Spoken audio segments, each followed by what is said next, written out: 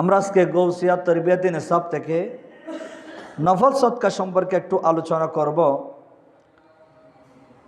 ফরজ, ওয়াজিব, সুন্নত, মুস্তাহাব অনেক আমল আছে।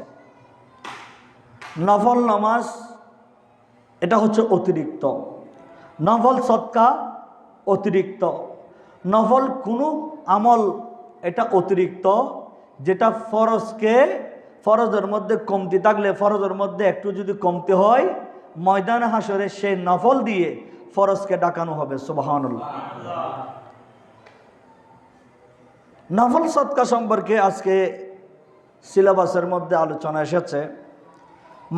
মানুষের জন্য, একজন মানুষদের বিপদে একজন মানুষের পাশে থাকবে, এটা হচ্ছে আল্লাহ এবং আল্লাহ রসুলের পথ, দেখানো পথ। সৃষ্টির সেরা উপকৃত মানুষ তো মুমিন, সৎকর্মশীল লোকেরা। যারা মুমিন, মুত্তাকি, ইমানদার, তারা মানুষের খেদমত করে, মানুষের সেবা করে, মানুষের সুখে দুঃখে পাশে দাঁড়ায়।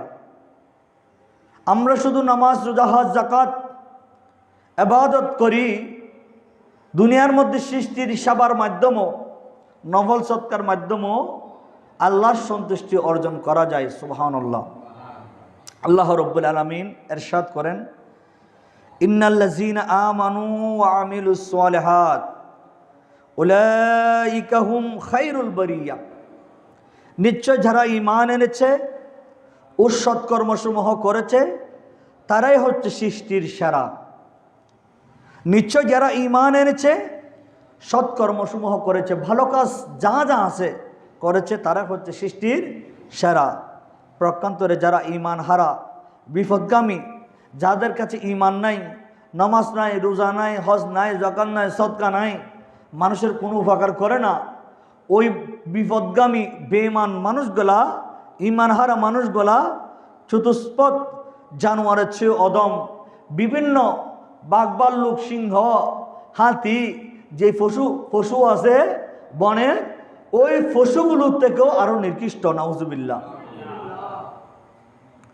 তাহলে দেখেন, উপরে মানুষ, চোখ আছে, হাত আছে, সব কিছু আছে, কিন্তু সৎকর্ম, ভালো কাজ, ভালো কর্ম না থাকার কারণে, ঈমান না থাকার কারণে ওই বন্দাকে আমার নবী এবং আল্লাহ তাদেরকে ব্যাপারে বলেছেন, যারা ওই জানোয়ারের চেয়েও নিকৃষ্ট। 4 পা জন্তু বিশিষ্ট জানোয়ারের চেয়েও আর কি নিকৃষ্ট। সুতরাং আমরা তো ওই উম্মত, যে উম্মত পৃথিবীর মধ্যে সর্বশ্রেষ্ঠ। কুনতুম খায়রা উম্মাতিন, আমরা তো ওই উম্মত, যে উম্মতের ব্যাপারে রব্বুল আলামিন নিজে স্বয়ং সার্টিফিকেট দিয়েছেন, ও আমার মাহবুব নবীর উম্মতেরা, কুনতুম খায়রা উম্মাতিন, তোমরাই সর্বশ্রেষ্ঠ, এবং তোমরা পৃথিবীর জমিনের মধ্যে যত উম্মত আছে তার প্রত্যেক উম্মতের মধ্যে তোমরাই দামি। সুবহানাল্লাহ। উখরুজাল লিন্নাস, মানুষদের থেকে তোমাদেরকে বের করা হয়েছে, তোমাদের আবির্ভাব হয়েছে মানুষদের থেকে, ভালো কাজের আদেশ দেওয়ার জন্য, মন্দ কাজ থেকে মানুষকে বাধা দেওয়ার জন্য। সুতরাং হাদিসে পাকের মধ্যে, সহিহ মুসলিম শরীফের মধ্যে একটা রাবায়াত আছে, সৈয়দনা আবু হুরায়রা রাদিয়াল্লাহু তাআলা থেকে বর্ণিত। তিনি বলেন, রাসূল করিম সাল্লাল্লাহু তাআলা আলাইহি ওয়াসাল্লাম ইরশাদ করেছেন, মানুষ আমার সম্পদ, আমার সম্পদ বলে চিৎকার করে, অথচ তার নিজের সম্পদ বলতে সেগুলো বোঝায় যেগুলো থেকে সে 3 প্রকার উপকার লাভ করে।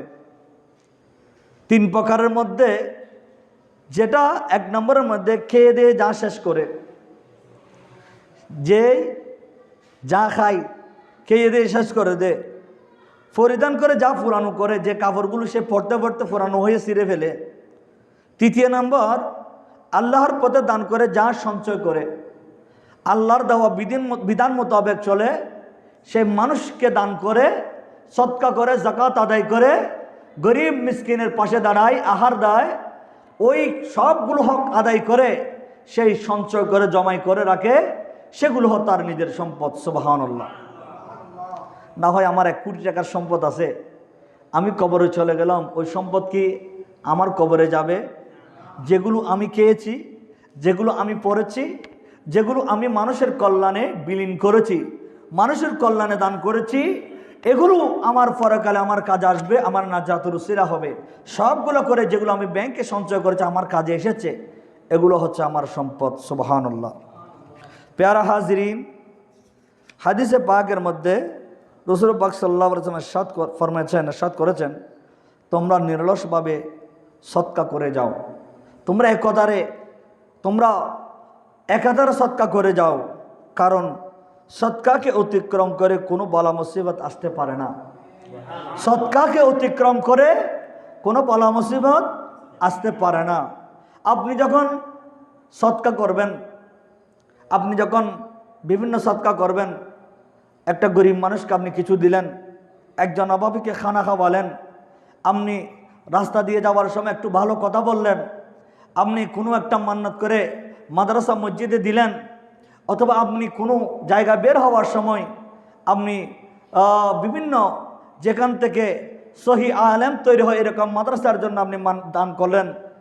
এই সদকাগুলো যখন আপনার কোনো বিপদ আসবে, আপনার জন্য কোনো বিপদ রাস্তায় দাঁড়িয়ে আছে, ওই সদকা এত বেশি শক্তিশালী, ওই বিপদগুলোকে দূর করে দেবে, আপনার রিজিককে বাড়িয়ে দেবে, আপনার হায়াতকে বাড়িয়ে দেবে। সুবহানাল্লাহ। এটা হচ্ছে নবীর হাদিস। সুতরাং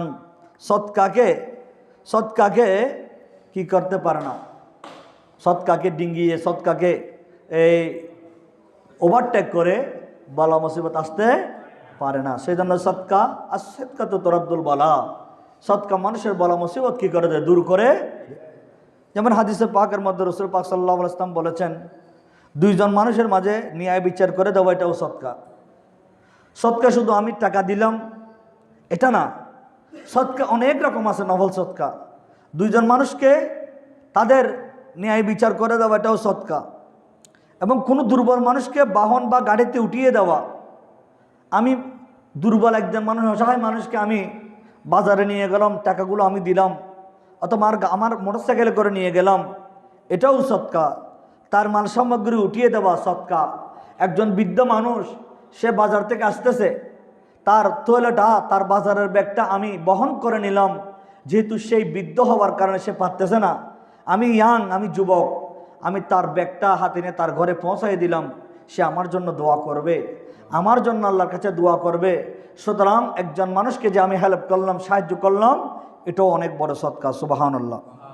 সুতরাং নবীজি আরো বলেছেন, একটু হাসি মুখে ভালো একটি কথা বলো, ওটা সদকা। একজন মানুষের সাথে হাসি মুখে কথা বলো, আল কালিমাতু তাইয়্যিবাতুন সাদাকাতুন। একজন মানুষের সাথে ভালো কথা বলো, ওটাও কি সদকা। সুতরাং চলার পথ থেকে কষ্টদায়ক কাটা, পাথর ইত্যাদি সরিয়ে রাস্তাকে নিরাপদ করো, সদকা। রাস্তা দিয়ে আমি যখন যাচ্ছি, দেখতেছি হঠাৎ একটা ইট, একটা পাথর, অথবা কাঁটা, অথবা এমন কোনো বস্তু যেটা থেকে মানুষ কষ্ট পাবে, অন্ধকারে যাচ্ছে, আমার কাছে লাইট আছে, আমি দেখেছি, হয়তো আরেকজনের কাছে লাইট নাও থাকতে পারে, সে এটাকে যাওয়ার সময় সে পড়ে যেতে পারে, তার একটা বিপদ আসতে পারে। সুতরাং আমি নিজ দায়িত্বে এটা কি করে সরিয়ে দিলাম, রাস্তা থেকে কোনো রকমের কাঁটা, কোনো রকমের পাথর, কোনো রকমের কোনো কিছু সমস্যা থাকলে আমি সরিয়ে দিলাম, এটা এই নিয়তে আরেকজন মানুষ এই রাস্তা দিয়ে হেঁটে যাওয়ার সময় যাতে কষ্টটা না পায়, তখন এটাও আপনার জন্য বড় সদকা হয়ে যাবে। সুবহানাল্লাহ। আল্লাহ আমাদেরকে বোঝার তৌফিক দান করুক, আমিন।